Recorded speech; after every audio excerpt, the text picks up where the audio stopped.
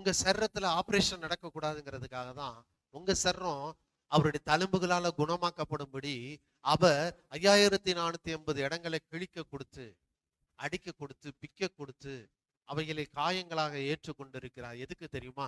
நீங்க சுகத்தோட, ஞானத்தோட, பலத்தோட இந்த பூமியிலே மேன்மையாக இருக்க வேண்டும் என்பதற்காக மட்டுமே இயேசு சிலுவையிலே பலியாக கொடுக்கப்பட்டிருக்கிறார். அது பாவம், இயேசு கிறிஸ்துவினுடைய ரத்தம் பாவ மன்னிப்பை மட்டும் உண்டாக்குவது இல்லை.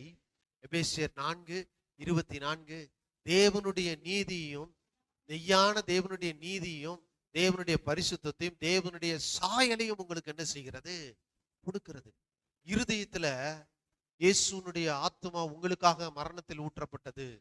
இயேசுனுடைய சரீரங்கள், இயேசுனுடைய சரீரம் உங்களுக்காக பிக்கப்பட்டது, கிழிக்கப்பட்டது. இயேசு உங்களுக்காக கடைசி சுற்று ரத்தத்தை சிந்தி இருக்கிறார். இயேசு உங்களுக்காக இன்றைக்கு பிதாவின் வலது பார்சத்தில் அமர்ந்து பரிந்து பேசிக் கொண்டிருக்கிறார். இயேசு உங்களை தன்னுடைய மனவாட்டியாக சேர்த்துக் கொள்வதற்கு, அழைத்து செல்வதற்காக மீண்டும் வரப்போகிறா. அப்படிங்கிறத மனதில் ஆழமா நிறுத்துவீங்கன்னா, இந்த பூமியில கிறிஸ்தவ வாழ்க்கையில கர்த்தர் உங்களை மேன்மையாக வைக்கிறத உங்க கண்ணு பார்க்கிறது மட்டும் இல்ல, உங்க கை தொடும், உங்க இருதயம் அதை உணர்ந்து பூரிப்பாக துதித்து சொல்லும்.